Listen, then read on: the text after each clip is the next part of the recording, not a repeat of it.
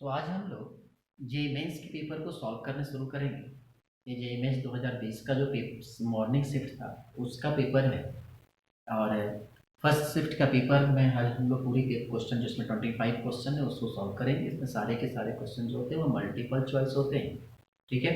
Advance के paper का भी हम सोल्यूशन अपलोड कर चुके हैं। अगर आप नए हैं तो आप हमारे चैनल को सब्सक्राइब कर लेना, दोस्तों को शेयर करना, लाइक कमेंट जरूर करना।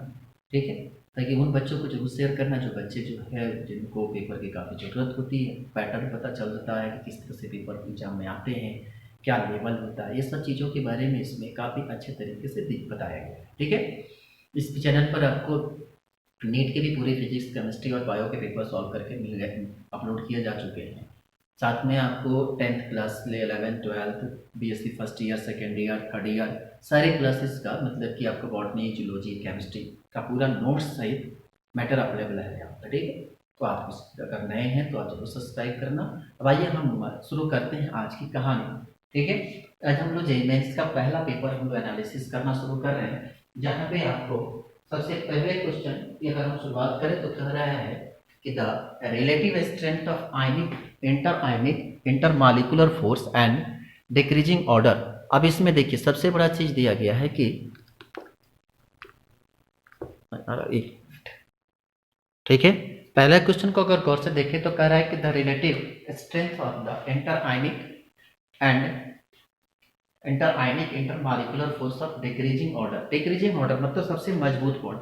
आपको बताएं कि सबसे मजबूत बॉन्ड जो होता है वो न्यूक्लियस बॉन्ड होता है। ठीक है। उसके बाद बॉन्ड आती है आयनिक बॉन्ड की बात, उसके बाद आता है हमारे पास कोवलेंट बॉन्ड। लेकिन यहाँ पे दो बॉन्डों के बारे में तो ये एनसीईआरटी का डायरेक्ट लाइन है कि आयनिक बॉन्ड जो होता है सबसे मोस्ट स्ट्रॉन्ग, उस पर सबसे ज्यादा फोर्स ऑफ अट्रैक्शन काम करता है। फिर उसके बाद जो दूसरा होता है उस पर काम करता है आयनिक और डाइपोल के बीच में, और फिर जो तीसरा होता है उसको हम लोग कहते हैं क्या चीज, डाइपोल डाइपोल अट्रैक्शन। तो सबसे मजबूत होता है आयनिक, उसके बाद होता है आयनिक डाइपोल, तीसरा होता है डाइपोल डाइपोल अट्रैक्शन। ये तो बेसिक कंसेप्ट वाला क्वेश्चन है। ठीक है। तो इसमें सबसे पहला आंसर क्या हो गया आपका, फर्स्ट क्वेश्चन का ऑप्शन हो गया सी, आयनिक, फिर उसके बाद आयनिक डाइपोल, उसके बाद डाइपोल डाइपोल। ठीक है। उसके बाद क्वेश्चन नंबर सेकंड कह रहा है कि हमारे पास K2O, K2O2 और KO2 में K का, ये तो क्वेश्चन जो है एकदम बच्चों वाला क्वेश्चन है कि O2 कह रहा है यहाँ पर इसको x मानोगे तो x plus 2 into minus 2 equal to कितना, 0। आप जरा सोचो, यहाँ पर क्वेश्चन में दिया गया सबसे पहले K2O है। ठीक है। जब आप K2O की बात करोगे, हम पहले क्या लिखा, सॉरी ये सबसे पहला हमारे पास दिया गया है K2O तो 2 into x plus minus 2 equal to 0। तो 2x minus 2x equal to 2, तो x इक्वल टू 2 अपॉन 2 कितना आ गया 1। तो पहले में x इक्वल टू 1 हो गया काम। K2O का पहले निकला प्लस 1। अब इसके बाद तो कोई छेड़ना ही नहीं है, छोड़ दो। तो कौन सा ऑप्शन हो गया, सी ऑप्शन। अगर चाहो तो बाकी भी निकाल सकते हैं। K2O2 2 into x plus 2 into minus 2 equal to 0। ठीक है। तो कितना आ जाएगा 2x माइनस 4 इक्वल टू 0। तो कितना होगा, sorry 2x minus 2 equal to 0। यहाँ पर K2O2 जो होता है जनरली जब ये ऑक्सीडेशन स्टेट पर काम करता है K2O2, तो ऐसी स्थिति में जो होता है वो क्या, ये दोनों के ऊपर चार्ज होता है तो माइनस पर अटैचमेंट होता है। तो कितना आ जाएगा, यहाँ से सॉल्व करेंगे तो इसके ऊपर चूंकि पेरोक्साइड बॉन्डेज काम करता है, पेरोक्साइड जो होता है वो कितना 1/2 पे काम करता है। ठीक है। तो यहाँ से 2 टू जा माइनस 4, तो यह हो जाएगा कितना -2। तो यहाँ से x इक्वल टू कितना आ गया +1। तो ये भी जो हमारे पास होता है वो पेरोक्साइड लिंकेज के रूप में काम करता है। ठीक है। और उसके बाद दिया गया है K2O4 2 दूना 4, ये कितना आ जाएगा, तो यहाँ से एक मिनट, ये जो हमारे पास होता है पेरोक्साइड लिंकेज के रूप में काम करता है। K2O2 में एक्सेप्शन केस होता है और K2O2 जो होता है वो क्या करता है, पेरोक्साइड लिंकेज के रूप में काम करता है। और पेरोक्साइड लिंकेज के रूप में काम करने के चलते हमारे पास स्ट्रक्चर क्या मिल जाएगा, जो पेरोक्साइड लिंकेज काम करेगा। अब आप जरा सोच के बताओ कि यहाँ से हमारे पास एक आ गया K2O का आ गया कितना 1। ठीक है। K2O कितना आ गया आपका 1। उसके बाद अगर आप दूसरे स्ट्रक्चर को देखोगे तो यहां से जितने भी हमारे पास मेटल आ गए K2O का में यहाँ पे, ठीक है, तो यहाँ पे जो होता है वो पेरोक्साइड लिंकेज काम करता है। तो कितना 2 दूना 4, मॉलिक्यूल्स हमारे पास 1/2 में काम करता है, तो यहाँ से 1/2 इंटू 4, यहाँ से आ गया 2, तो कितना आ जाएगा, यहाँ से भी x इक्वल टू +1। तो ये देखो K2 का भी दोनों का +1, आपको ज्यादा दूर नहीं जाना, तो पहले ऑप्शन आप सॉल्व कर लोगे तो फर्स्ट ऑप्शन में आपको मिल गया क्या, +1, और +1 सिर्फ एक ही ऑप्शन में है, इसीलिए ऑप्शन नंबर सेकंड क्या हो गया, करेक्ट हो गया। आपको कुछ क्वेश्चन जो होते हैं फर्स्ट ही ऑप्शन पर आपको आसानी से जो है वो आंसर दे देता है, आपको ज्यादा दूर तक जाने की कोई जरूरत नहीं पड़ती है, ठीक है। क्वेश्चन नंबर थर्ड क्या कह रहा है, क्वेश्चन नंबर थर्ड कह रहा है कि 35 डिग्री सेल्सियस पर vapour pressure of the CS2 is the 512 millimeter of Hg, that is the acetone at the 344 millimeter of mercury. A solution of the CF2 is acetone has the total vapor pressure is 600 mm of Hg, ठीक है। The flush statement, इसमें से ढूंढना है कि कौन सा ऐसा स्टेटमेंट है जो कि फॉल्स है, मतलब कि जो स्टेटमेंट जो है वो सही नहीं है। हम आपको डी ऑप्शन नहीं दिख रहा होगा, हम डी ऑप्शन आपको थोड़ा सा दिखाते हैं, पहले आप ए बी सी की तरफ चलो, ठीक है। कहते हैं कि जो सोल्यूशन, टोटल सोल्यूशन जो होता है पीटी जो होता है, पी टोटल जो होता है x1 XA partial pressure of A और XB partial pressure of B, ये है इक्वेशन, ठीक है।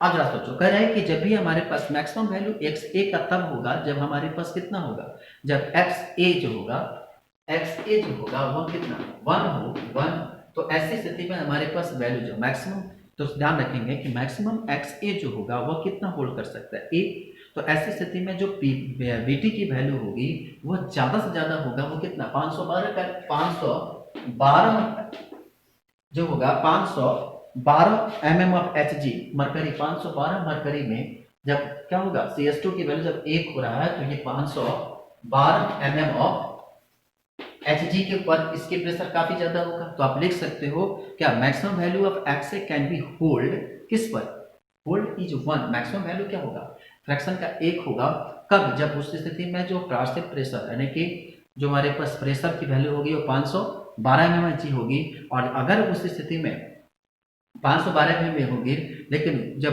पीटी की वैल्यू जब धीरे धीरे घटना शुरू होगा तो ऐसी स्थिति में जो हमारे पास होता है कि प्रेशर क्या करता है, लगातार घटता जाता है। ये किसकी रूल है, आप पढ़े ही हो, राउल्ट्स लॉ है। राउल्ट्स लॉ सीधा कहता है कि जब भी हमारे पास किसी मॉलिक्यूल्स के जब हमारे पास वैल्यू होता है वो क्या करेगा, ऐसी स्थिति में जब मिक्सचर, जो वॉल्यूम जो मिक्सचर का होता है वो धीरे धीरे क्या करता है, बढ़ना शुरू होता है। तो ऐसी स्थिति में सीधा पहला करा CS2 एसीटोन है the less attracted to the other than themselves.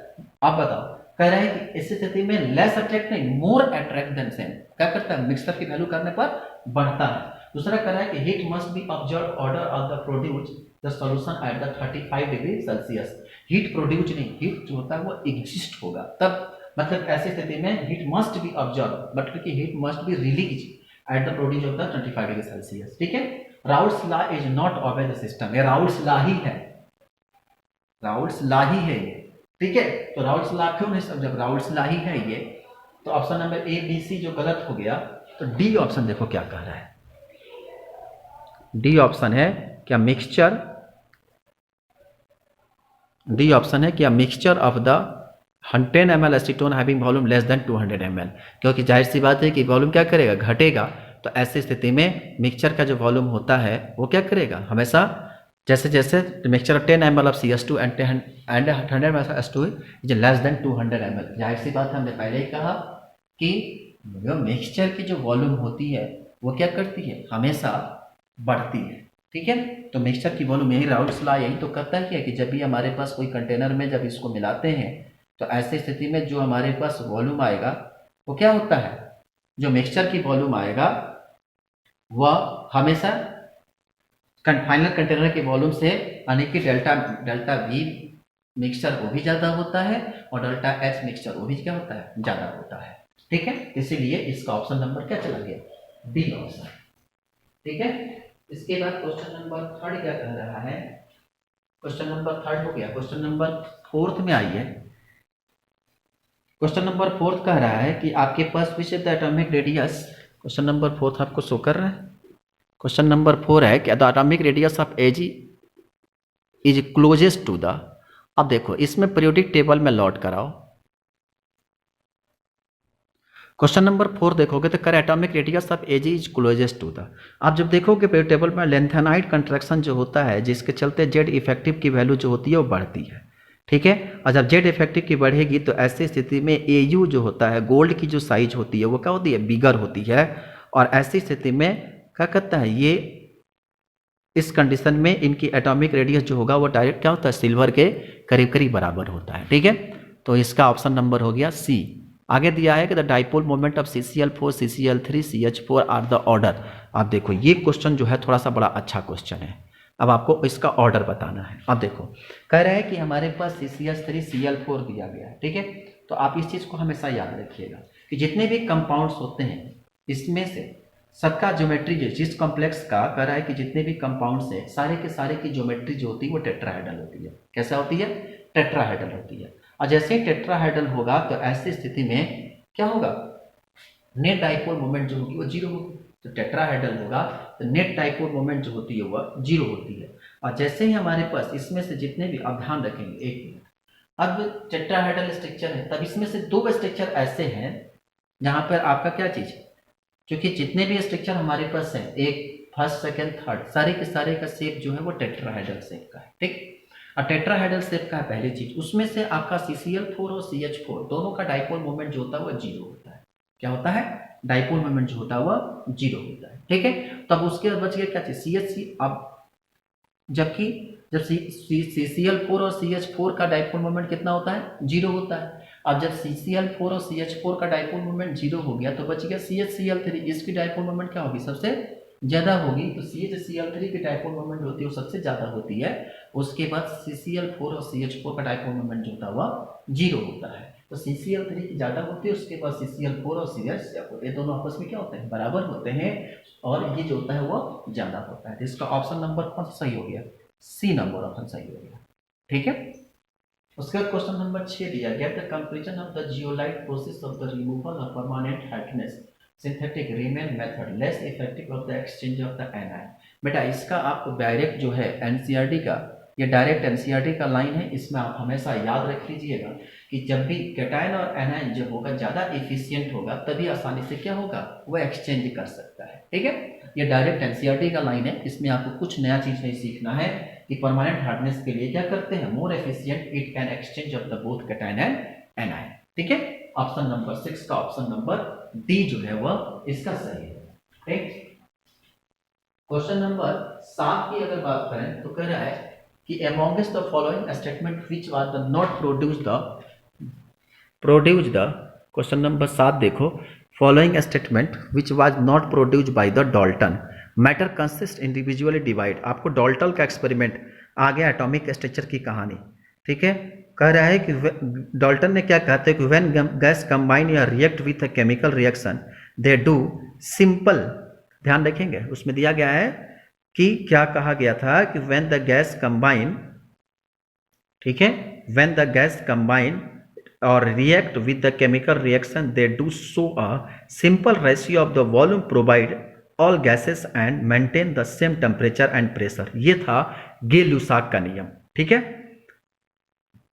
अब जा समझो, तो इसमें कह रहा है कि इसमें से कौन सा जो है डाल्टन का स्टेटमेंट नहीं था।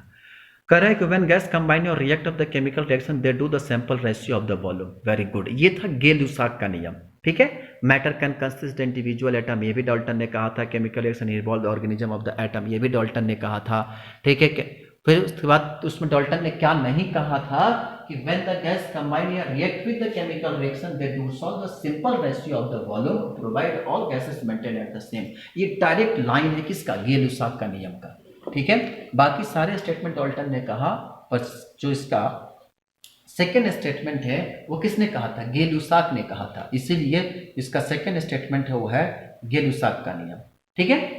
इसके बाद क्वेश्चन नंबर 8, क्योंकि ऐसा क्वेश्चन जो ये बनाए हैं इस बार कि कहीं पर पेन कॉपी नहीं चलाना है, बस खाली दिमाग दिखाना चलाना है, और दिमाग चला के क्या कर सकते हैं, आसानी से क्वेश्चन को सॉल्व कर सकते हैं, ठीक है। क्वेश्चन नंबर 8 को एक बार क्वेश्चन को 8 नंबर देख लो। पी के भी फॉलोइंग दिया गया, उस कंपाउंड को अरेंज करना है, ठीक है।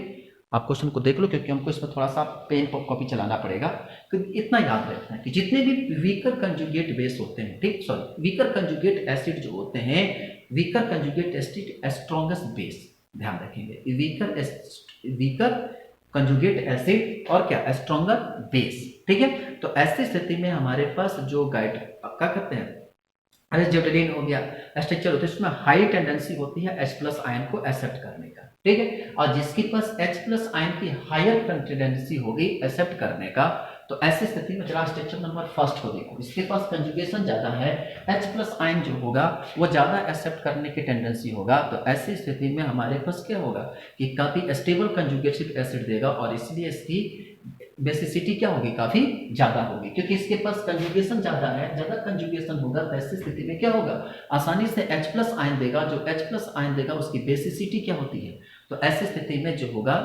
कि जो अब ऐसे स्ट्रक्चर में टेंडेंसी होगी एक्सेप्ट करने का, ध्यान रखेंगे, जो कॉम्प्लेक्स H+ आयन को ज्यादा एक्सेप्ट करेगा, Na से क्या NH2 बना लेगा, उसके पास लोन पेयर, तो जो H+ आयन को ज्यादा एक्सेप्ट करने की टेंडेंसी रखता है उसकी बेसिसिटी क्या होती है, काफी ज्यादा होगी, तो ऐसी स्थिति में उसकी बेसिसिटी जो होगी वो पहले की सबसे ज्यादा हो जाएगी। अब दूसरे कॉम्प्लेक्स को देखो, दूसरे कॉम्प्लेक्स में देखते हैं तो कहते हैं कि यहाँ पर नाइट्रोजन की जो हाइब्रिडाइजेशन होगी वो कैसा होगी, sp2 होगा, और जब sp2 होगा तो ऐसी स्थिति में क्या होगा, ये इलेक्ट्रोनेगेटिव होगा, और इलेक्ट्रोनेगेटिव होगा तो इसकी इलेक्ट्रोनेगेटिविटी जरा गौर से देखो, यहाँ पे यहाँ जो आप सॉरी फर्स्ट सेकंड थर्ड की बात करें तो नाइट्रोजन के यहाँ पर हाइब्रिडेशन जो होता है वह sp2 होता है, और sp2 होगा तो ऐसे कंडीशन में जो इलेक्ट्रोनेगेटिविटी होगी वो क्या होगी, सेकंड कॉम्प्लेक्स के दौरान काफी ज्यादा होगी, जबकि आप इसका निकालोगे तो इसका मतलब होता है वो sp3 होता है, और इसका क्या होता है sp2 होता है, तो sp2 जब होगा तो इसको क्या होगा, इसकी इलेक्ट्रोनेगेटिविटी इसके तुलना में क्या होगी, ज्यादा होगी,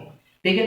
और जब sp3 के जब इलेक्ट्रोनेगेटिविटी ज्यादा होगा तो ऐसी स्थिति में क्या होगा कि ये कॉम्प्लेक्स जो होगा उनकी हाइब्रिडेशन भी काफी, मतलब कि इसकी बेसिसिटी भी जो होगी वो काफी ज्यादा होगी, तो सबसे ज्यादा किसका होगा, पहले का, फिर उसके बाद दूसरे का, फिर उसके बाद तीसरे का। पहले का ज्यादा क्यों, क्योंकि इसमें हाइपर कंजुगेशन काम करता है, ठीक है।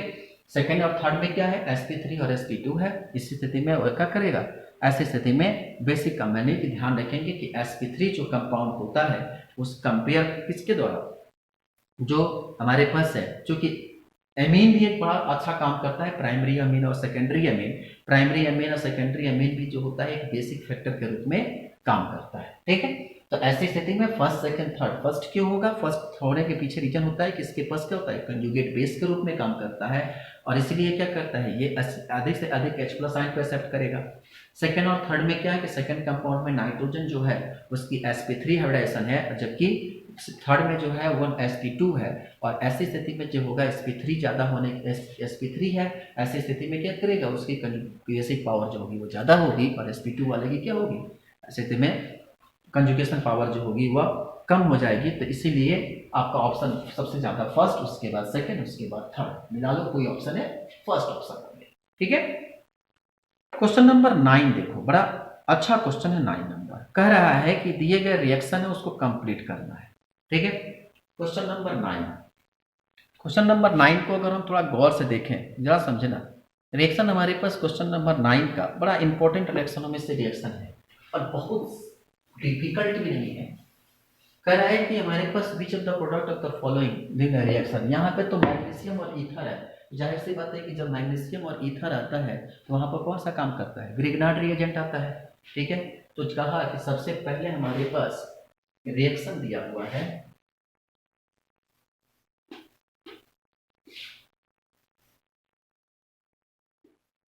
ये है आपका रिएक्शन, ठीक है।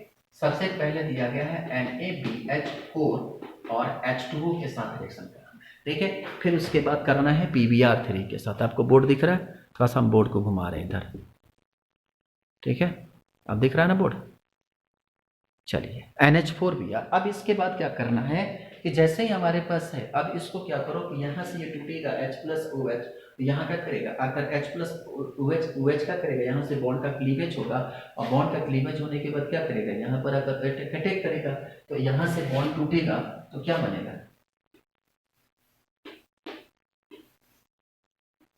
यहाँ से आ गया OH और ये क्या होगा H, ठीक है, यहाँ से H2, अब यहाँ से जब H आया OH आया अब OH माइनस आयन यहाँ से रिलीज होगा। अब इसके बाद क्या होगा, नेक्स्ट स्टेप में अब इसकी रिएक्शन कराना है किसके, PbR3 से।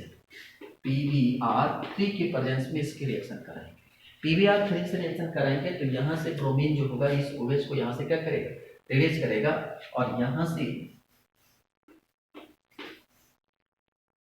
ये H और यहाँ क्या आ गया, Br आ गया। अब यहाँ से आएगा Mg और ईथर, तो क्या बनता है, यहाँ से MgBr बनेगा। पढ़े हो ना ग्रिग्नार्ड रिएजेंट, ठीक है।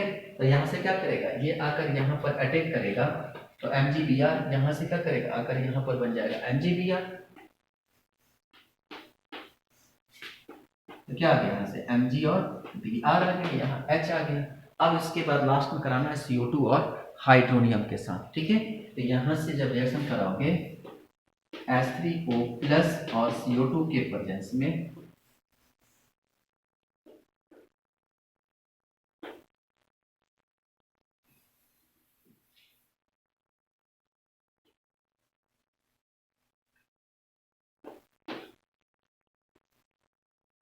यहाँ पे MgBr जो है ऊपर आकर अटैक करेगा, तो यहाँ से क्या करेगा, Mg वहां से रिलीज होगा, तो MgBr बाहर निकल जाएगा, और ठीक है, कार्बन का निकल जाएगा, यहाँ से कार्बन के मॉलिक्यूल्स आकर इस पर क्या करेंगे, अटैक करेंगे।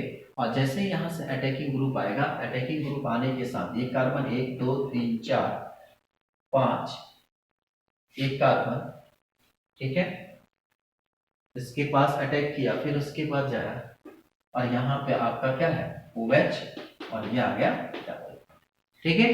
तो ये हमारे पास स्ट्रक्चर बन गया, ठीक है। अब मैच करा लो इसमें से कौन सा स्ट्रक्चर है जहां पर नीचे ट्रिपल बॉन्ड है और साथ में जो है, तो आपको कौन सा स्टेटमेंट स्ट्रक्चर दिख रहा है, पहला स्ट्रक्चर जो होगा इसका सही हो गया, ठीक है। चलो क्वेश्चन नंबर 9 जो है यही बता देते हैं।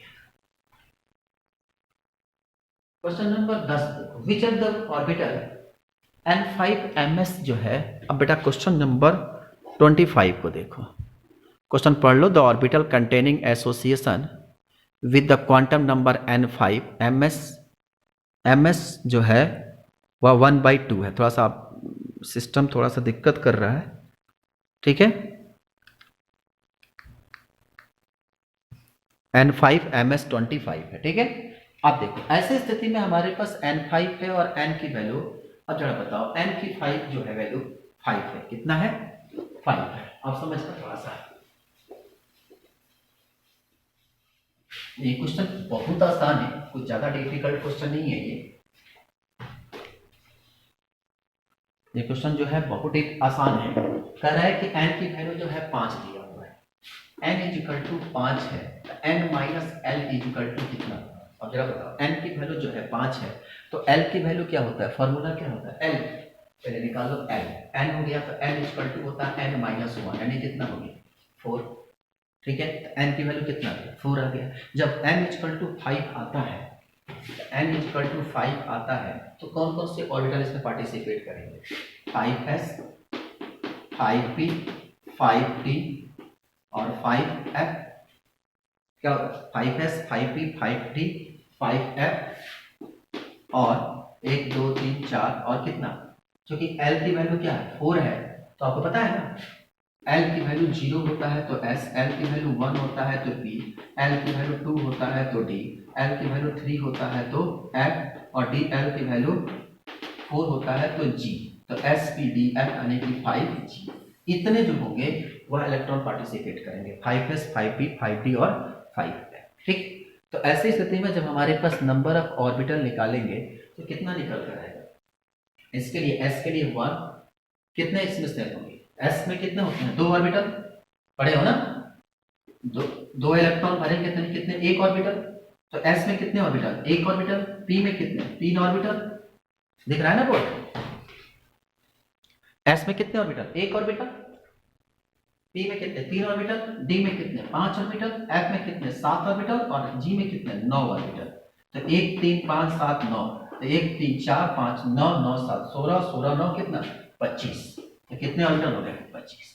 सबसे पहले ऐसे क्वेश्चन में क्या करते हैं, ध्यान रखें कि सबसे पहला हमारे पास निकलेगा कि N से आप L निकालो, L निकाल लोगे तो हमको S की D मतलब कि उसके कितने सब ऑर्बिटल हो गए निकल जाएंगे, ठीक है। तो N5 है, L का वैल्यू 4, L इक्वल टू 0 होता है S के लिए, L1 P के लिए, 2 D के लिए, L3 F के लिए, L4 G के लिए। ठीक है। SPDFG, एक S में 4 इलेक्ट्रॉन, मतलब दो इलेक्ट्रॉन एक ऑर्बिटल, P में 3 ऑर्बिटल 6 इलेक्ट्रॉन, D में 10 ऑर्बिटल 10 इलेक्ट्रॉन 5 ऑर्बिटल, F में 14 यानी कि कितने ऑर्बिटल 7, और इसमें 18 यानी कि 9। ठीक है, सबको जोड़ दो, जो आएगा वो 25। ठीक है। The purest form of the commercial iron, बेटा इसको तो भाई रखना पड़ता है, आंसर याद रख लो, इसको क्या बोलते हैं हम लोग, रॉट आयरन। ठीक है, इसका सेकंड नंबर ऑप्शन जो है वो करेक्ट होगा, इसको रखना पड़ता है। क्वेश्चन नंबर इसके बाद दिया गया है 12। There the theory can be completely property explain the nature of bonding of NiCO4 is, ये किसकी थ्योरी है? आपको एक बात बता दें, ये जो थ्योरी है, जो कि कॉन्सेप्ट जो है, ये सीधा कहता है कि जहां पर आपको NiCO4 आ गया, ठीक है, निकिल जो है ये आपका कोऑर्डिनेशन कॉम्प्लेक्स की बात आती है, और कोऑर्डिनेशन कॉम्प्लेक्स जो नेचर बॉन्डिंग की बात है वो सिर्फ और सिर्फ किसकी रिप्रेजेंट करता है, एमओटी बताया था। ठीक है, एमओटी क्रिस्टल फील्ड थ्योरी, हमको इसके बारे में कुछ नहीं बताया था, तो सीधा क्या है, एमओटी मॉलिक्यूलर ऑर्बिटल थ्योरी बताया गया था। ठीक है, तो क्वेश्चन नंबर 11 हो गया, क्वेश्चन नंबर 12 हो गया। इसके बाद आइए क्वेश्चन नंबर 13 की तरफ चलते हैं। क्वेश्चन नंबर 13 दिया गया है, एक आईयूपीएसी नाम लिखना है कॉम्प्लेक्स का। ठीक है, कोऑर्डिनेशन कॉम्प्लेक्स का आईयूपीएसी नाम आपको लिखना है। क्वेश्चन दिख रहा है बोर्ड पे, कि हम उसका मोबाइल रिकॉर्डिंग सही करें। कॉम्प्लेक्स है, हाँ कॉम्प्लेक्स आपको दिख रहा है, थोड़ा सा आपको देखना है, इसका आईयूपीएसी नाम लिखना है। ठीक है, कॉम्प्लेक्स दिख रहा है ना, PTNH2Cl NH3, इसका आईयूपीएसी नाम आपको लिखना है। ठीक है, आप जरा सोचो कि इसका आईयूपीएसी नाम कैसे लिखेंगे। ठीक, तो PTNH3 का होल ट्वाइस, कॉम्प्लेक्स है क्या, PTNH3 का होल ट्वाइस, PTNH3 का होल ट्वाइस CnNH2CH3, लास्ट में जो है वह क्लोराइड है। ठीक है, यह है आपका स्ट्रक्चर, चलेगा। अब देखो लास्ट में जो क्लोराइड है उसका हम लोग पढ़ते हैं क्लोराइड, उसमें कोई दिक्कत नहीं है। इसमें कॉम्प्लेक्स जो है वो Pt है। अब बेटा काम करना है, पहले कॉन्वेक्शन नंबर निकालना है। तो NH3 0, Cl 1 है यानी कि -1, और उधर -1, माइनस माइनस यानी कि प्लस, यानी कि Pt का पहली चीज तो कोऑर्डिनेशन नंबर जो हो गया वह +2 आ गया। ठीक, अब उसके बाद फिर देखो, ये सेंट्रल एटम के रूप में हमारे पास प्लेटिनम के साथ जो अटैच होता है वो सेंट्रल एटम होता है। तो क्या हो गया, डाईएमीन, क्या हो गया, सबसे पहले हमारे पास डाईएमीन, और बगल में क्या जुड़ा है, क्लोरीन, तो हो गया आपका क्या, डाईएमीन क्लोराइड। फिर उसके बाद है CH3, क्या चीज, NH2CH3, NH2 को बोलते हैं मिथाइल, और NH2 को बोलते हैं हम लोग क्या, NH2CH3, तो मिथाइल एमीन। तो क्या हो गया इसका, मिथाइल एमीन। ये सारे के सारे लिगेंड्स हो गए। फिर इसके बाद है प्लेटिनम, कितना 2, और उसके बाद लास्ट में क्या है, क्लोराइड। तो di amine chloride, methyl amine, क्या मिथाइल एमीन, उसके बाद platinum chloride, sorry methyl amine, फिर उसके बाद प्लेटिनम, और सबसे बाहर क्या है यहाँ पर क्लोरीन, तो क्लोराइड। देख लो, मिला लो, di amine chloride, methyl amine, di chloride amine, methyl amine, platinum 2 chloride. Option number first, कौन सा ऑप्शन हो गया, ऑप्शन नंबर फर्स्ट। ठीक है,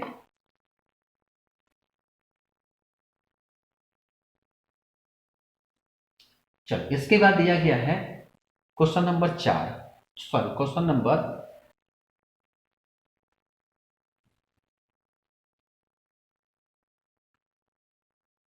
क्वेश्चन नंबर 14। क्वेश्चन नंबर 14 कह रहा है कि दिए गए रिएक्शन है उसको आपको कंप्लीट करना है। ठीक है, क्वेश्चन नंबर 14 जो है, दिया गया एक रिएक्शन है उसको आपको कंप्लीट करना है। अब जरा सोचो, हमारे पास एक कॉम्प्लेक्स दिया गया है, एक रिएक्शन हम लोग के पास दिया गया है, ये है आपका HBr के एक्सेस HBr के प्रेजेंस में रिएक्शन कर रहा है। ठीक है, ये ऑक्सीजन है। ठीक है, हम क्या करते हैं, थोड़ा सा इसको टेढ़ा मेढ़ा कर देते हैं, कोई दिक्कत नहीं। ये मैथिल है, ठीक है। और उसके बाद मैथिल है, ये ऑक्सीजन है, ठीक है। ये रिएक्शन है, इसका रिएक्शन कराना है HBr से, एक्सेस HBr से, ठीक है। ये बॉन्ड यहाँ से क्या करेगा, ब्रेक करेगा, और जैसे ही बॉन्ड यहाँ से क्या करेगा, ब्रेक करेगा, ये रिएक्शन जाता है वो SN2 मैकेनिज्म पे जाएगा। HBr क्या करेगा, यहाँ से टूटेगा, और टूटने के बाद क्या होगा कि एक तरफ जो टूटेगा वो H+ और एक तरफ क्या होगा OH-, यहाँ से ब्रेक होगा, तो ये हो जाएगा आपका क्या, ये मालिक्यूल्स यहाँ से ब्रेक होगा तो OH, ये आपका ये CH, यहाँ से HBr टूट रहा है, ठीक है। ये आपका मैथिल हो गया आपका CH3, ठीक है। मैथिल क्या हो गया आपका CH3, यहाँ से स्ट्रक्चर हुआ ये CH2, ठीक है। और एक तरफ क्या निकलेगा आपका Br, ठीक है। ये ऑक्सीजन यहाँ से क्या किया, ये बॉन्ड यहाँ से टूट गया, यहाँ पर आके जुड़ गया OH, ठीक है। ये H यहाँ अटैक किया, और Br जो होगा वो क्या होगा, एक कॉम्प्लेक्स पर आकर अटैक किया, तो यहाँ से टूट गया, ये बन गया, ठीक है। आई बात समझ में। अब इसी को क्या करो, अब ये जो HBr, अब इसके बाद एक स्टेप इसको और लेके जाओगे, फिर से इसको HBr से रिएक्शन कराओगे, तो क्या होगा, यहाँ से ये OH- टूटेगा, और ये H आकर यहाँ अटैक करेगा, Br यहाँ अटैक करेगा, तो बनेगा Br CH, CH2Br, और यहाँ पे क्या CH, देख लो कोई स्ट्रक्चर दिख रहा है, ऑप्शन आपको दो ऑप्शन आपको दिख रहे हैं, बाकी 2 ऑप्शन आपका यहाँ है Br CH2Br, यहाँ है Br, ये आपका CH3 CH2Br, ठीक है। समझ में आया कहानी कैसे बनाना है इसको, बहुत सिंपल तरीका है बनाने का।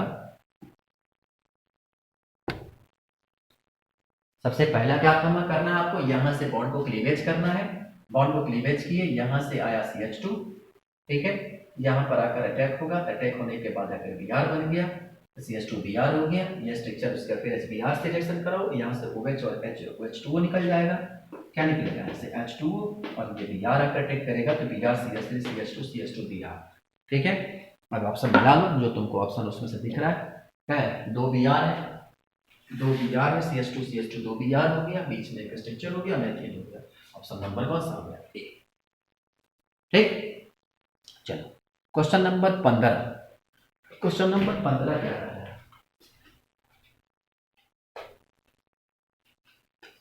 क्वेश्चन नंबर 15 कह रहा है कि फॉलोइंग रिएक्शन दिया गया, ठीक है। फॉलोइंग रिएक्शन है, अब इसमें जो x है, क्वेश्चन नंबर 15 का ऊपर का पोर्शन आप देख लीजिए, consider the following reaction produce x, ठीक है। इसमें आपको क्या x बनेगा, और आपको बताना है कि जो प्रोड्यूस x है वो इसके लिए यूज करेंगे किसके लिए। अब आपको सबसे पहला चीज ये देखना है कि रिएक्शन में हम लोग बनाएंगे क्या, ठीक। देखो हमारे पास जब भी रिएक्शन इस तरह के जब मिलते हैं तो ऐसी स्थिति में हमारे पास जो होगा वो प्रोटीनेटेड मॉलिक्यूल्स होते हैं, ठीक है। खासकर जब यहाँ पर हम जब रिएक्शन कराते हैं ना, तो ये जो SO3 आपको दिख रहा है ना, Na2SO3, जब NO3SO3 मॉलिक्यूल जो होता है वो यहाँ से इसके साथ ही ब्रेक होता है और आकर क्या करता है, इसके साथ अटैच्ड होता है, ठीक है। ये डाइजोनियम मॉलिक्यूल्स होता है, वहां से जो होता है वो ब्रेक करता है, ठीक। और जब ब्रेक करेगा तो जरा समझो पहले कहानी क्या होगी, यहाँ से क्या होगा कि Na+, ठीक है, यहाँ से जो है Na+SO3 है, और NH2Cl- है, ठीक है। ये Cl जो है यहाँ से Cl हटेगा और यहाँ से H+ हटेगा, ठीक है। वो दो क्या करेगा कि दोनों आपस में मिलेंगे, क्या होगा रिएक्शन में कि यहाँ से H+, इस जगह से H+, और यहाँ से क्या Cl-, ये दोनों हटेंगे, तो क्या बना लेंगे, ये दोनों बन जाएगा, क्या बना है Na+SO3S, ठीक है। और यहाँ से डाइजोनियम N2, और यहाँ से क्या बना लेगा, ये एक स्ट्रक्चर फिनॉल का, और यहाँ से NCH3, और ये आपका CH3, ये स्ट्रक्चर हमारे पास जो होता है वह बन के तैयार होता है, ठीक है। इसको हम लोग कहते हैं मैथिल। ये कलर जो होता है इसका जनरली ये मैथिल ऑरेंज कलर का होता है। कैसा कलर होता है, मैथिल ऑरेंज कलर का होता है। ये आपका एनसीईआरटी का क्वेश्चन है, मैथिल ऑरेंज कलर का होता है। The essential for the alternative of the naphthene hydrate food grade colour है, laboratory test of the phenol, ठीक है। और इसके बाद लास्ट ऑप्शन एक दिया गया है acid base titration in the indicator. बेटा ये जो होता है चूंकि मैथिल ऑरेंज कलर का होता है इसीलिए इसको एसिड बेस टाइट्रेशन में एज ए इंडिकेटर के रूप में यूज करते हैं। ठीक, तो ये हो गया आपका क्वेश्चन नंबर 15। इंडिकेटर के रूप में इसको हम लोग क्या करते हैं, यूज करते हैं। क्वेश्चन नंबर 16 देखो। हाँ, ये IIT के बच्चों के लिए क्वेश्चन नहीं है, इससे बच्चे बहुत डरते हैं। ठीक है, ये क्वेश्चन ऐसा क्वेश्चन है जिसमें मैच द कॉलम करना है। ठीक है, और ये डायरेक्ट क्वेश्चन जो है वो आपके बायोमॉलिक्यूल से क्वेश्चन दिया गया है, मैच द कॉलम करना है। ठीक है, राइबोफ्लोविन, थाइलेमिन, एस्कॉर्बिक एसिड और क्या है, पैराडॉक्सिन। अब देखो बेटा, सबसे बड़ी बात आपको बताएं, किसको आपको मैच द कॉलम यानी मिलाना है और मिला के फिर उसके बाद आपको बताना है कि इसमें कौन सा आंसर जो है सही। देखो सबसे बड़ी चीज होती है कि जो हमारे पास विटामिन सी होती है, विटामिन सी से हमको एस्कॉर्बिक होता है। क्या होता है, विटामिन सी से एस्कॉर्बिक होता है। अब आपको सबसे बड़ी चीज होगी कि विटामिन सी का आपको याद तो करना होगा ना, कैसे याद करोगे, विटामिन सी, ठीक है, एस्कॉर्बिक होता है और इसका जो केमिकल नाम होता है उससे हम लोग करते हैं क्या, विटामिन सी केमिकल होता है, इसको हम लोग करते हैं सीधा नाम को, बड़ा आसान है, एस्कॉर्बिक एसिड से जो होता है वो एस्कॉर्बिक होता है। क्या होता है, एस्कॉर्बिक एसिड से। यही हम लोग ट्रिक सिखाते हैं बच्चों को, एस्कॉर्बिक एसिड है और एस्कॉर्बिक एसिड से एस्कॉर्बिक डिजीज होता है। ठीक है, तो एस्कॉर्बिक एसिड से जो होता है वो एस्कॉर्बिक डिजीज होता है। मैच करा दो, एस्कॉर्बिक एसिड एस्कॉर्बिक डिजीज कराता है। तो थर्ड का जो है क्यू, इसमें आ गया थर्ड का क्यू, मतलब आपका ये और ये ऑप्शन गया। ठीक है, अब इसके बाद नेक्स्ट आपको डिजीज याद रखना है। ठीक है, अब आपको इसमें देखो सबसे बड़ा चीज है राइबोफ्लोविन, ये विटामिन B6 का केमिकल, सॉरी B2 का केमिकल है। राइबोफ्लोविन जो है विटामिन B2 का केमिकल नेम है। थायमिन जो होता है वो विटामिन B1 का केमिकल नेम है और पैराडॉक्सिन जो है वो विटामिन B6 का नाम है। ठीक है, राइबोफ्लोविन विटामिन B2 है, थायमिन जो है विटामिन B1 है, एस्कॉर्बिक एसिड विटामिन C है और पैराडॉक्सिन जो होता है विटामिन B6 है। ठीक है, अब देखो विटामिन B2 जो होता है वह कैलिसोसिस का होता है। विटामिन B2 जो है वो उससे हम लोग कैलिसोसिस होता है। ठीक है, थायमिन जो होता है उससे जो होता है वो बेरी होता है और पैरोडेशन जो होता है उसमें कॉल्बिसिन होता है। तो आप इसको मिला लो, एस्कॉर्बिक एसिड एस्कॉर्बिक, राइबोफ्लोविन जो होता है वो क्या करता है, राइबोफ्लोविन जो है वो साइक्लोसिस यानी कि फर्स्ट का आर मतलब ऑप्शन नंबर क्या हो गया। तो बेटा ये तो आपको विटामिन का नाम है और इसके डिजीज है, ये चीज तो आपको बिल्कुल रखने पड़ेंगे, इसमें कोई भी चारा नहीं होता है। नेक्स्ट क्वेश्चन जो है ये क्वेश्चन थोड़ा सा अच्छा क्वेश्चन है, आप इसको क्या करो कि पहले आप मार्क कर लो। ये क्वेश्चन जो है नीट लेवल का क्वेश्चन है, जेई मेंस लेवल का क्वेश्चन तो नहीं है, मैथ के बच्चों के लिए तो बिल्कुल क्वेश्चन नहीं है ये। बेटा पहले क्वेश्चन नोट कर लो, हम पहले मोबाइल को ठीक कर, रिकॉर्डिंग सिस्टम को ठीक कर दे रहे हैं। आप पहले क्वेश्चन लिख लो, given standard E equal to copper दिया हुआ है।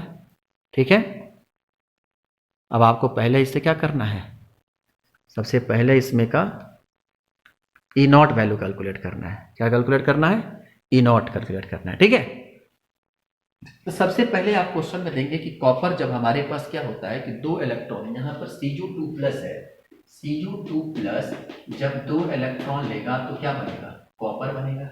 Cu2+ 2 इलेक्ट्रॉन लेगा, कॉपर बनेगा। इसकी ई नॉट की वैल्यू दी गई है कितना, 0.340 वोल्ट। ठीक है, और उसके बाद दिया गया है क्या चीज कि कॉपर जो है ये कॉपर प्लस कब बनेगा, जब 1 इलेक्ट्रॉन लेगा और इसकी वैल्यू दी गई है 0.522 वोल्ट। दो डाटा हमारे पास दिया गया। अब बताओ कॉपर 2+ से, ठीक है, जब ये कॉपर 2+ से इलेक्ट्रॉन लेगा तो क्या बनेगा, कॉपर प्लस बनेगा। अब इसकी ई की वैल्यू कितनी होगी, बस यही क्वेश्चन है। तब बताओ ई नॉट की वैल्यू जो होगी, कॉपर से 2+ से इलेक्ट्रॉन लेगा तो कॉपर बनेगा, तो इसकी ई नॉट की वैल्यू कितनी होगी। फॉर्मूला क्या होता है, delta G equal to minus N F E naught, delta G equal to minus N E F, निकाल लो delta G minus N E F. Delta G जो हमारे पास होगा, आप जब बताओ क्या करेंगे, निकालो भैया, delta G equal to minus N E F. N की वैल्यू कितना है, 1 इलेक्ट्रॉन है तो एन की वैल्यू कितना हो गया, 1। ठीक है, एन की वैल्यू कितना, 1, तो -1 एफ, और हमको क्या करना है, ई नॉट की वैल्यू हमें कैलकुलेट करना है। चलो डाटा रखो फटाफट। डाटा रखोगे कैसे निकालेंगे, दोनों की वैल्यू को आपस में, दोनों वैल्यू आप तो टोटल डाटा क्या होगा जो हमारे पास, यही हमको कैलकुलेट करना है। ठीक है, तो टोटल सम के बराबर होगा तो कितना हो जाएगा, -1 इंटू एफ इंटू कितना ई नॉट इजकल टू कॉपर इसका रखिए, ये तो हो गया इसके लिए। ठीक है, कॉपर 2+ के लिए। अब कॉपर 2+ से कॉपर प्लस बना, ये हो गया इसका। अब कॉपर और कॉपर 2+ का दोनों की वैल्यू आपस में क्या कर दो, जोड़ दो। तो यहाँ पे कितने इलेक्ट्रॉन है, 2 इलेक्ट्रॉन है, तो -2 एफ की वैल्यू छोड़ दो और इनर्ट की वैल्यू कितना दिया है 0.340 और प्लस एन की वैल्यू क्या है यहाँ पर 1। एन की वैल्यू कितना होगा दूसरे वाले में 1 प्लस 1 की -1, हमेशा -1 की वैल्यू होती है, कितना होगा -1 एफ और 0.522। दोनों में से एफ कॉमन करो, एफ से एफ क्या कर दो काट दो, नेगेटिव कॉमन करो, नेगेटिव को काट दो, तो यहाँ से क्या निकल जाएगा ई नॉट निकलेगा। और जो ई नॉट की वैल्यू निकल कर आएगी वो करीब करीब कितना आएगा, ई नॉट की वैल्यू यहाँ से कैलकुलेट करना, जो ई नॉट की वैल्यू आएगी वो आएगी 0. नेगेटिव पॉजिटिव का बहुत लफड़ा आएगा बेटा, नेगेटिव पॉजिटिव का बहुत लफड़ा होगा, दोनों में नेगेटिव है, दो नेगेटिव नेगेटिव बाहर निकलेगा, क्या करेगा इस नेगेटिव से कट जाएगा, तो वैल्यू कितना आएगा पॉजिटिव आएगा। तो कितना आता है इसका वैल्यू 0.158। क्या किए, सबसे पहले दोनों इक्वेशन को लेके डेल्टा जी जो होगा दोनों के सम के बराबर होगा, delta G equal to n E F, n की वैल्यू इसके लिए एक रखेंगे क्योंकि यहाँ से एक इलेक्ट्रॉन है, यहाँ पे 2 इलेक्ट्रॉन है, तो क्या हो जाएगा एक इलेक्ट्रॉन, एफ की वैल्यू छोड़ दी, फैराडे कांस्टेंट की वैल्यू से मतलब ही नहीं है, वो कट जाएंगे। ठीक है, तो यहाँ से ये डाटा आपका निकल गया। ठीक, अब चलिए इसके बाद क्वेश्चन नंबर 18। क्वेश्चन नंबर 18 कह रहा है कि solution of M chloric colchicine. Question number 18 देखो, ठीक है, क्वेश्चन नंबर 18 को आप देखिए, कह रहा है कि solution of M chloromyelin and M chlorophyll M chlorobenzic acid in ethyl acetate ethyl acetate was the oxidated initially with the saturated solution of NaSCO3 to give the fraction A. The leftover the organic phase was excited with the NO which give the fraction B. Final organic solution of the C. Fraction A, B, C the corresponding. बेटा ये चीज़ें जो आप जो है ध्यान रखेंगे, जब भी आप रिएक्शन कराते हो तो रिएक्शन कराने के बाद, ठीक है, ये भी जो डाटा है डायरेक्ट एनसीईआरटी का डाटा है। अब एम क्लोरोबेंजीन जो होता है वह मोस्ट एसिडिक होता है। ठीक है, एम क्लोरोबेंजीन जो होता है वह क्लोरोबेंजिक बेंजोइक एसिड जो होता है वह मोस्ट एसिडिक होता है और आसानी से क्या करता है वीक बेसिस से NaSCO3 से आसानी से क्या कर सकता है सेपरेट हो सकता है। ठीक है, इसीलिए लीवाइल फ्रैक्शन जो होगा वह ए होगा, मतलब कि लीवाइल फ्रैक्शन जो होगा वह ए होगा। एम क्लोरोबेंजीन जो होगा वह आसानी से क्या करता है सेपरेट हो जाता है, इसलिए लीवाइल फैक्टर क्या होगा आपका ए होगा। तो मतलब कि लीवाइल फैक्टर एम क्लोरोबेंजीन क्यों होगा, फिर से आप सुन लो कि एम क्लोरोबेंजीन जो होता है वह मोस्ट एसिडिक होता है और आसानी से क्या करता है NaOH के साथ वो सेपरेट हो जाता है, इसलिए लीवाइल फैक्टर के रूप में ए काम करेगा। मतलब कि एम क्लोरोबेंजीन यहाँ है और एम क्लोरोबेंजीन यहाँ है, दोनों में मतलब ए और डी में एक ऑप्शन कोई होगा, सी और बी और सी कट गया। ठीक, उसके बाद बी में आप कह रहे हैं कि जो एम क्लोरोफिनॉल होता है वह एसिडिक नहीं होता है। ठीक है, not acidic as M chlorobenzoic acid, मतलब एम क्लोरोबेंजोइक एसिड इतना ज़्यादा वो जो होता है वो जितना एम क्लोरोबेंजोइक एसिड एसिडिक होता है उतना जो होता है वह एम क्लोरोफिनॉल जो होता है उतना एसिडिक नहीं होता है। ठीक है, इसीलिए क्या करता है वो उतना कम लाइटली सेपरेट होता है NaOH के साथ, इसीलिए जो होता है वो क्या करता है एज ए बी के रूप में काम करेगा। सी जो होता है जब हमारे पास क्लोरोमीन होता है वह क्या करते हैं रिएक्ट ही नहीं करता है, तो ऐसी स्थिति में वो लीवाइल फैक्टर के रूप में सी होगा। तो एम क्लोरोबेंजोइक एसिड एक स्ट्रॉन्ग हमारे पास क्या होता है एक मोस्ट एसिडिक होता है जो आसानी से NaOH के साथ सेपरेट होगा। एम क्लोरोफिनॉल लिस्ट होता है जो इतना जल्दी नहीं होगा, और एम क्लोरोएमाइलिन जो होता है वो हाईली स्टेबल होता है, हाईली मतलब कि नॉट एकदम रिएक्शन नहीं करता है, not react with the ether in the either जो भी कॉम्प्लेक्स हमारे पास NaOH हुआ ऐसी स्थिति में क्या करता है वो फ्रैक्शन नहीं रहता है। ठीक है, तो क्वेश्चन नंबर हमारे पास 18 हो गया। क्वेश्चन नंबर 19 को देखो। क्वेश्चन नंबर 19 दिया है, कह रहा है कि हमारे पास the electron gain enthalpy of kilo joule of the, ये तो डाटा है, अब पता नहीं हमारे पास नीट वालों को क्या क्या राज होता है। ये क्वेश्चन दिया गया है the electron gain enthalpy of the kilo joule of the fluorine, chlorine, bromine and iodine. बेटा इसको तो आपको रटना पड़ता है, बिना रटे ये काम आपको नहीं चलता है। आपको ही पता है कि सबसे ज़्यादा जो होता है वह फ्लोरीन का, फिर उसके बाद किसका, पहले क्लोरीन का, फिर फ्लोरीन का, फिर उसके बाद ब्रोमीन का, और फिर उसके बाद किसका, आयोडीन का। क्लोरीन, फ्लोरीन, ब्रोमीन और आयोडीन, इसको आप हमेशा याद रखना। क्लोरीन, फ्लोरीन, ब्रोमीन और आयोडीन। तो क्लोरीन, फ्लोरीन, ब्रोमीन और आयोडीन लगा लो, क्लोरीन, फ्लोरीन, ब्रोमीन और आयोडीन। अब इसमें से छांट लो जो आपको कौन सा ज्यादा लग रहा है, क्लोरीन, फ्लोरीन, ब्रोमीन और आयोडीन। कौन सा ऑप्शन हो जाएगा, option number C, chlorine, fluorine, bromine और आयोडीन। ऑप्शन नंबर हो गया सी। ठीक है, इसके बाद कंसीडर फॉलोइंग रिएक्शन। कौन सा ये बेटा, ये नेम रिएक्शन है। कह रहा है कि जो कंसीडर द रिएक्शन, इसमें जो है उसके बाद कह रहा है कि अब sorry, consider the following reaction, which of the reaction will not produce Sadjeff produce। बेटा Sadjeff रिएक्शन क्या करता है, कहा कि हमारे पास अगर कोई भी कम्प्लेक्स दिया हो, ठीक, कोई भी कम्प्लेक्स दिया गया हो और ऐसी स्थिति में जब आप उसको रिएक्शन कराते हो, तो रिएक्शन कराने के बाद अगर वो डबल बॉन्डेड कम्प्लेक्स हमको मिल जा रहा है, ठीक, तो वो जो है हमारे पास जहाँ पे डबल बॉन्ड आसानी से क्रिएट हो जा रहा है, ठीक, वो जो होता है वो सैडजेफ रिएक्शन होता है। और जो आसानी से क्या करते हैं, डबल बॉन्ड बनाने के बाद खास करके सिंस और ट्रांस स्ट्रक्चर बना देते हैं, वो सारे के सारे जो होते हैं वो सैडजेफ रिएक्शन के काम करते हैं। ठीक, समझना, ये रिएक्शन बहुत आसान है और फॉर डिफिकल्ट है। सैडजेफ का रूल क्या होता है कि अगर रिएक्शन कराए और रिएक्शन कराने के बाद जब कंसंट्रेटेड H2SO4 के साथ रिएक्शन कराते हैं, तो ऐसी स्थिति में क्या होता है, डबल बॉन्ड क्लीवेज होती है, सॉरी अटैचमेंट जो होता है। पहले हम एक काम करते हैं, एक इसके स्ट्रक्चर पर क्या है हमारे पास, CH3 का होल थ्राइस है, मतलब एक स्ट्रक्चर पर एक कार्बन है, यहाँ पर एक CH3 है, यहाँ पर एक CH3 है और यहाँ पे क्या है, एक CH3 है। ठीक है, ये कार्बन है, उसके बाद एक CH और एक क्या है, एक तरफ एक CH है और एक तरफ क्या है, OH है, पर एक कार्बन है, यहाँ H है, यहाँ OH है और यहाँ पे क्या है, CH3 है, और इसका रिएक्शन कराना है कंसंट्रेटेड H2SO4 के साथ।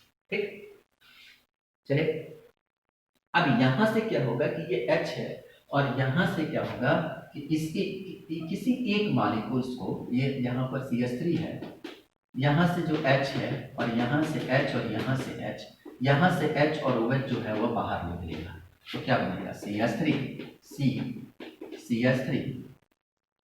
यहाँ से ये आ गया आपका CH,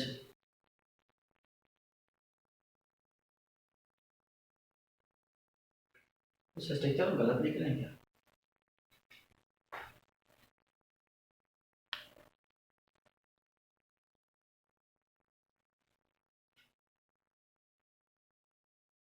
सही है। और ये जो H प्लस आयन है यहाँ आकर अटैक करेगा, तो यहाँ से बन गया आपका CH3, ये आपका CH3, ये आपका CH3 डबल बॉन्ड C, यहाँ पे आ गया आपका क्या,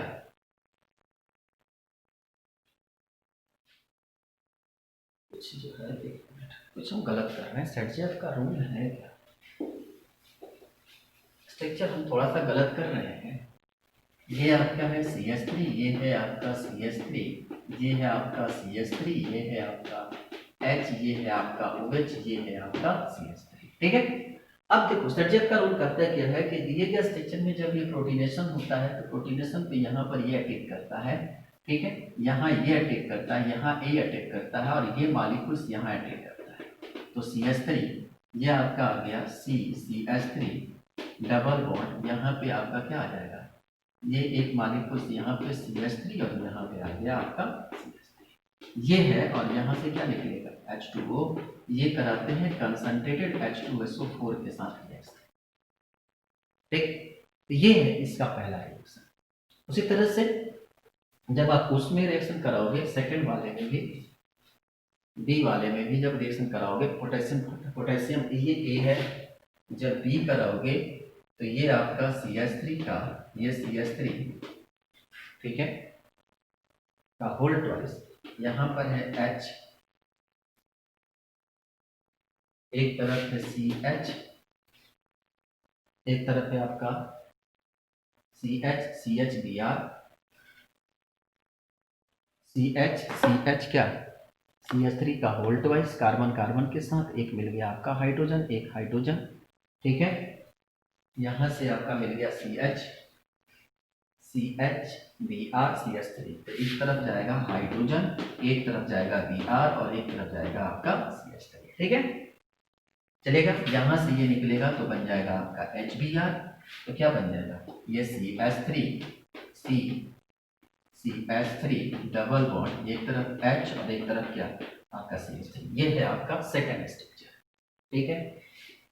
थर्ड स्ट्रक्चर क्या है, CH3 क्या, CH3 एक तरफ आपके आ गया CH3, यहाँ आ गया आपका CH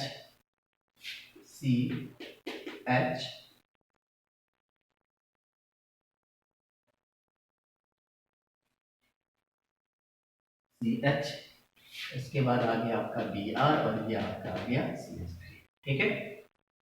और यहाँ पे जो है चूंकि कैटलिस्ट बदल गया, CH3 का होल थ्राइस COOK प्लस, बेटा कैटलिस्ट बदल गया, और जैसे ही कैटलिस्ट यहाँ पर बदलता है, प्रोडक्ट भी जो होता है हमारा क्या कर जाता है, तुरंत चेंज कर जाता है,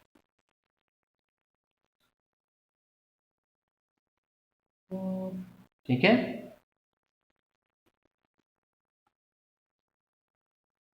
प्रोडक्ट जो होता है वो तुरंत जो होता है, इसमें यहाँ से इसकी एलिमिनेशन नहीं होती है और ये HBr निकालता है, ये जो यहाँ से HBr निकालता है तो बनता है CH3 डबल बॉन्ड CH और ये आपका CH3, ठीक है। तो यहाँ से जो आपका डबल बॉन्ड हमारे, सॉरी, ये जो हमारे पास रिएक्शन जो बनता है, ये यहाँ से ना रिलीज करके, ठीक है, इनका जो है वह H प्लस आयन को लेके भागता है, तो यहां से बनता है CH3H डबल बॉन्ड, ये बनता है CH2। देख रहे हो, ये आसानी से सारे के सारे एक जैसे स्ट्रक्चर बनाते हैं। ये जो है इधर के H प्लस आयन को हाईली एसिडिक होने के चलते प्लस बगल के H प्लस आयन को क्या करता है, ये यहाँ से डिस्प्लेस कर देता है, ठीक है। और यहाँ से H प्लस आयन को डिस्प्लेस करने के चलते मॉलिक्यूल्स का प्रिंटर चेंज हो जाते हैं, यहीं से ये दो तो सेम हो गया, ये जो हो गया अलग हो गया, ठीक है। अगर हम इसी तरह चौथे को देखें, जैसे हम 3 तो देख लिए, ठीक है, यहाँ पे 3 क्या किए, यहाँ मॉलिक्यूल्स का अटैक कराए, यहाँ से OH माइनस गया, यहाँ से H, या क्या हुआ H प्लस आयन यहाँ मिला, H2O हो गया, एक स्ट्रक्चर गया बिना, यहाँ से HBr गया, सिमिलर स्ट्रक्चर बिना, लेकिन यहाँ से क्या होता है, HBr निकलता है, तो यहाँ पे आपका डबल बॉन्ड आता है, और यहीं पर ऑप्शन नंबर डी को देखें, ये है आपका C, एक तरफ है CH3, एक तरफ है CH3, एक तरफ है आपका OH, यहाँ पे है C, ठीक है, एक तरफ है H, एक तरफ है H, ये है आपका CH, ठीक है। जब यहां से आप निकालते हो तो ये H2O बाहर निकलता है, तो बनता है CH3 डबल बॉन्ड H और एक तरफ क्या CH। तो ये स्ट्रक्चर और ये स्ट्रक्चर, मतलब A, B और D, 3 स्ट्रक्चर जो है वो सिमिलर है, पर C जो है वो सिमिलर नहीं होता है, ठीक है। इसीलिए इसका ऑप्शन का हो गया आपका, ऑप्शन नंबर इसका C हो गया। क्वेश्चन नंबर 21 को पढ़ लो। 2 solution A and B each have the 100 liter was made of the dissolved 4 gram of NaOH, 4.98 gram of H2SO4, ठीक है, water respectively. The pH of the resulting solution obtained by the mixing of 40 ml solution A and 10 litre, उधर 10 litre है, 10 litre of the solution B, ठीक है। अब आपको question number 21 जो है इस थोड़ा सा डिफिकल्ट क्वेश्चनों में से आएगा, क्योंकि इसमें आपको न्यूमेरिकल सॉल्व करना है। सबसे पहले आपको देखना है कि क्या क्वेश्चन में दिया गया है। मोलरिटी दिया गया है, किसका दिया गया है मोलरिटी, NaOH का, कितना दिया गया है। सबसे पहले हमारे पास मोलरिटी ऑफ NaOH दिया गया है, ठीक है। तो सबसे पहला दिया गया है कि मोलरिटी ऑफ NaOH, ठीक है। मोलरिटी ऑफ NaOH 4 ग्राम, कितना दिया गया 4 ग्राम ऑफ 100 ml, तो 4 ग्राम ऑफ 100 ml, ठीक है। तो सबसे पहले आप इसका मोलरिटी निकाल, तो मोलरिटी कितना दिया गया है 4 ग्राम ऑफ द 100 ml, इसका निकालेंगे तो कितना आ जाएगा, मोलरिटी निकालोगे तो कितना हो जाएगा 10 टू द पावर -3, ठीक है। इसको सॉल्व करें, इसका मोलरिटी आ गया 10 टू द पावर -3, ठीक। फिर H2SO4 का निकालेंगे, 1000 रुपये लीटर पर है, तो H2SO4 का जब निकालेंगे कितने ग्राम पे हमारे पास दिया गया, क्या समझो 9.8 ग्राम इन 9.8 ग्राम ऑफ 100 ml, तो 9.8 ग्राम ऑफ 100 ml कितना 10 टू द पावर -3 मोलर, ठीक है। दो हमारे पास निकल गया, तो NaOH का इक्विवेलेंट मोल कितना हो जाएगा, इक्विवेलेंट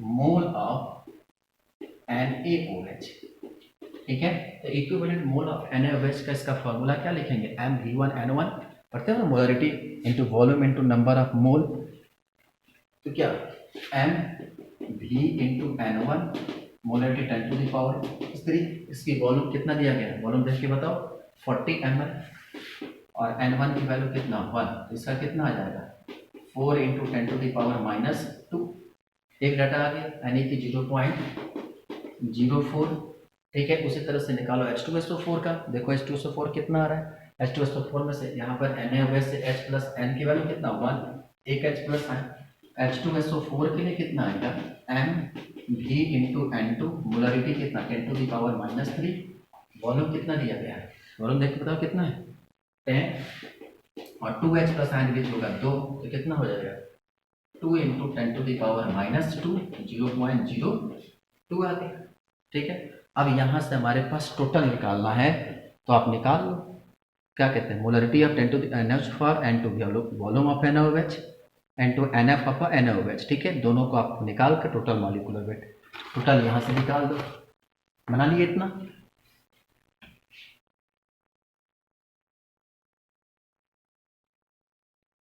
ठीक है, इतना निकल गया। अब इसके बाद जैसे ही हमारे पास निकलेगा तो क्या लिखेंगे, यहाँ से आपको दिख रहा है बोर्ड, थोड़ा सा और उधर कर दें, तो यहाँ से आपका निकल गया। अब क्या निकलेंगे कि मोलरिटी ऑफ NaOH, और क्या किसका किसका NaOH की मोलरिटी, ठीक है, molarity of NaOH volume of NaOH, molarity of NaOH volume of NaOH minus molarity of H2SO4 into volume of H2SO4, ये हमारे पास टोटल मॉलिक्यूलर वेट। और क्या करेगा, अब उसका जो डाटा दिया गया हमारे पास टोटल मास इनटू वॉल्यूम आएगा, टोटल मास इनटू वॉल्यूम, ठीक है। डाटा रख दो, डाटा रखोगे, मोलरिटी कितना 10 टू द पावर -3, वॉल्यूम कितना दिया गया 40 ml दिया गया, वॉल्यूम कितना 40 ml, वॉल्यूम कितना यहाँ से 40 ml, यहाँ से कितना 10 टू द पावर -3, वॉल्यूम कितना 10 ml, और मास और टोटल वॉल्यूम कितना निकाल कर लेकर आए, टोटल वॉल्यूम हमारे पास दिया गया है कितना 50, यहाँ से तो m निकालो, ठीक है। जो हमारे पास m आएगा वो आता है 4 इंटू 10 टू द पावर -4, ठीक, m निकल गया। अब यहाँ से बताओ POH equal to minus log 10m molarity, ठीक है। तो कितना हो जाएगा 4 into 10 to the power sorry minus log 10 base 4 into 10 to the power -4, ठीक है बेटा। अब इसको तुम क्या करना, इसको लॉग को सॉल्व करना है, लॉग को सॉल्व करेंगे तो क्या होगा, ये 4 आएगा आगे, तो कितना आ जाएगा 4 और 10 टू द पावर कितना, ये हमारे पास लॉग, तो इसकी जो निकालेंगे तो इसका वैल्यू आ जाएगा, आप इसको सॉल्व कर देना, हम सॉल्व किए हैं, इसके वैल्यू जो है 3.4 आएगा, ठीक है। अब जैसे ही निकल गया वॉल्यूम यहाँ से, आप जब pH निकालोगे तो कैसे आएगा, pH इक्वल टू 14 माइनस 3.4 कितना आ जाएगा 11.6, सॉरी 11.24 कितना आ जाएगा 11 बल्कि 10.6 सॉरी 10.6, इसका pH कितना आ जाएगा 10.6, ठीक है। तो ये हमारे पास इस क्वेश्चन का आंसर हो गया, ठीक है। क्वेश्चन नंबर 22 पढ़ लो फटाक से। क्वेश्चन नंबर 22 में दिया हुआ है T half life time. T half life time जो होता है वह कितना होता है 0.069 अपॉन में लैम्डा। ठीक है, ये हमारे पास फॉर्मूला होता है फर्स्ट ऑर्डर रिएक्शन का। अब बताओ लैम्डा कितना दिया गया है 0.1 ईयर। ठीक है, दिया हुआ है 0.1 ईयर। ठीक है, अब देखो हमारे पास 0.1 ईयर इनवर्स दिया हुआ है, टाइम इनवर्स होता है यूनिट। डायरेक्ट रख दो फॉर्मूला में, तो t इक्वल टू 2.303 अपॉन में lambda log A not upon में कितना 1n.1 A not point A कौन रखे 90% है तो कटे कितना हो जाएगा 10% यानी 0.1। अब इसको क्या करो, इसको सॉल्व कर दो, यहाँ लैम्डा कितना रखो 2.303 अपॉन में 0.1 और लॉग ए नॉट से ए नॉट कटेगा कितना हो जाएगा, ऊपर जाएगा ये 10 चला जाएगा 10, इसको सॉल्व कर दो कितना आ जाएगा, ये हो जाएगा 1, ये आ गया 23.03। ये कोई है क्वेश्चन। ठीक है, 22 number question finish. Sorry, question किए कैसे हैं, सबसे पहले sorry T half equal to 0.659 formula होता है। लैम्डा की वैल्यू दिया गया है कितना, टाइम दिया गया है कितना, लैम्डा पढ़ो या इसको के पढ़ो, बात देखी है 0.1 T equal 2.303 upon lambda log A not upon 0 A not कितना 90% है तो कितना बचेगा 10 यानी 0.1, तो कितना है ए नॉट इनिशियल और फाइनल कितना 0.1 ए नॉट। ठीक है, तो यहाँ से ए नॉट कटेगा 0.1 ऊपर जाएगा कितना हो जाएगा 10, वैल्यू 1 डिवाइड करेंगे आ जाएगा 23.03। ठीक है, क्वेश्चन नंबर 23 फटाफट पढ़ो। Chlorine react with hot concentrated NaOH, ठीक है, produce X and Y। Compare the given the white phosphate NHNO3, the arrange the bond order of the ClO and Y। ठीक है, क्वेश्चन पढ़ लिए, अब हम इसका सॉल्यूशन करते हैं। देखो कह रहा है कि यहाँ पे जो रिएक्शन होता है Cl2 जब NaOH के साथ मिलता है तो ये बनाता है NaCl, NaClO3 और H2, NaCl प्लस NaClO3 और साथ में क्या H2। अब जो ये NaClO3 है, ठीक है, अब जब ये NaCl जब किसके साथ Ag के साथ रिएक्शन करता है, AgNO3 के साथ रिएक्शन करता है, इसके साथ सिल्वर नाइट्रेट के साथ रिएक्शन करता है तो बनता है AgCl। ठीक है, कैसा बनता है AgCl, व्हाइट कलर का इसका प्रेसिपिटेट होता है। ठीक है, अब इसके बाद जब आप स्ट्रक्चर बनाओगे NaClO3 का तो कैसा स्ट्रक्चर बनता है, ध्यान रखेंगे रेजोनेटिंग स्ट्रक्चर आपको खींचना है। ठीक, तो क्या करोगे, किसी एक स्ट्रक्चर को पकड़ लो, ये Cl है, ये ऑक्सीजन है, क्योंकि इस क्वेश्चन पर पता है एडवांस भी पूछ चुका है। एक स्ट्रक्चर ये बन जाएगा, एक स्ट्रक्चर जो है आपका, एक स्ट्रक्चर 1 2 3 कितने ऑक्सीजन है, 3 ही ऑक्सीजन है ना, 4 कहाँ से कीजिए, एक ऑक्सीजन ये बन जाएगा और अगला स्ट्रक्चर क्या बन जाएगा,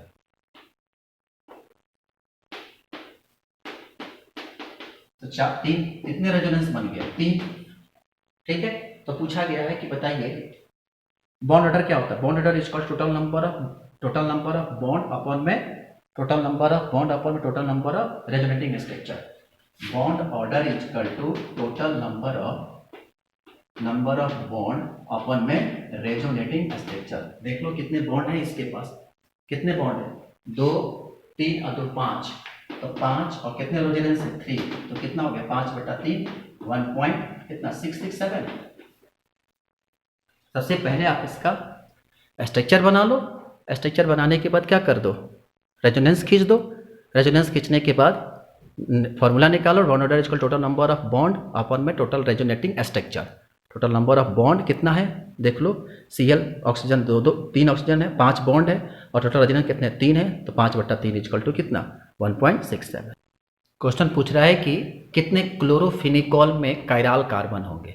हम क्लोरोफिनिकॉल का स्ट्रक्चर बनाएंगे। ठीक है, आप देखोगे गौर से तो कितने कायरल कार्बन इसमें होंगे। कायरल कार्बन का मतलब होता है कि जिनके चारों ग्रुप क्या है अलग अलग हो। ठीक है, तो यहाँ देखोगे तो सिर्फ एक कायरल यहाँ होगा और एक कायरल यहाँ होगा। ठीक है, तो आपके पास सिर्फ 2 कायरल सेंटर होंगे, तो इसका आंसर कितने हो जाएंगे 2। ठीक है, स्ट्रक्चर आप देख लो, क्वेश्चन नंबर 25 कह रहा है कि रिएक्शन दिया गया है, डेल्टा जी की वैल्यू निकालना है कैलोरी में। ठीक है, तो सबसे पहले निकालेंगे delta H equal to delta U. क्या होता है? Delta H equal to delta U, delta n change in delta n क्या आरटी, तो delta n E R T. ठीक है, अब डेल्टा यू की वैल्यू दिया गया है कितना, 2.1 किलो कैलोरी। ठीक है, तो किलो कैलोरी को कन्वर्ट करोगे 10⁻³ से मल्टीप्लाई करो। डेल्टा एन, ठीक है, कितना मोल हमारे पास चेंज हो रहा है जरा बताना, कितना चेंज हो रहा है? 2 मोल है तो 2। ठीक है, ब्रैकेट में रखो। आर की वैल्यू हमारे पास कितना दिया गया है, देखो तो कहीं पर आर की वैल्यू हमारे पास कितना होता है, 2 किलो कैलोरी पर मोल। ठीक है, तो 2 किलो कैलोरी हमारे पास होता है वह 2, और टेम्परेचर कितना दिया गया है, 300 केल्विन है। ठीक है, तो इसको क्या करो, 300 केल्विन रख दो। ठीक है, ये 300 केल्विन रख दो। अब इसको सॉल्व करेंगे तो इसकी जो वैल्यू आती है वो आती है 3300 कैलोरी। कितना आएगा, डेल्टा एच की वैल्यू आ गया 3300 कैलोरी। ठीक है, और डेल जी इक्वल टू आता है डेल एच और माइनस क्या, T delta S. Del H की वैल्यू कितना, 3300 माइनस 3 केल्विन, और delta S change in entropy कितना है, 20 किलो कैलोरी। ठीक है, 20 किलो कैलोरी है। ठीक है, अब इसको क्या कर दो, सॉल्व कर दो। सॉल्व करेंगे तो कितना आ जाएगा, 3300 माइनस 600। ठीक है, इसकी वैल्यू कितनी आ जाएगी, 3300 माइनस 3 दूना 6, नॉट 600, 6000। ठीक है, तो इसकी वैल्यू आ जाएगी माइनस 2700 माइनस 2700 किस में आएगा डाटा, ये कैलोरी में। ठीक है, कैलो कैलोरी में तो बदलोगे तो माइनस 2.7 किलो कैलोरी। ठीक है, आई बात समझ में? क्या किए हैं इस क्वेश्चन में, सबसे पहले आपको डेल्टा एच दिया हुआ है, delta H equal to delta U plus N E delta R T. यहाँ से डेल्टा यू दे दिया गया, आप निकाल देंगे कितना, delta H G equal to होता है delta H minus T delta S. Delta H की वैल्यू हम निकाल दिए, टेम्परेचर 300 केल्विन। डेल्टा एस की वैल्यू दिया गया है 220, मल्टीप्लाई किए, सॉल्व मल्टीप्लाई किए, कितना आ गया, delta G is equal to आ गया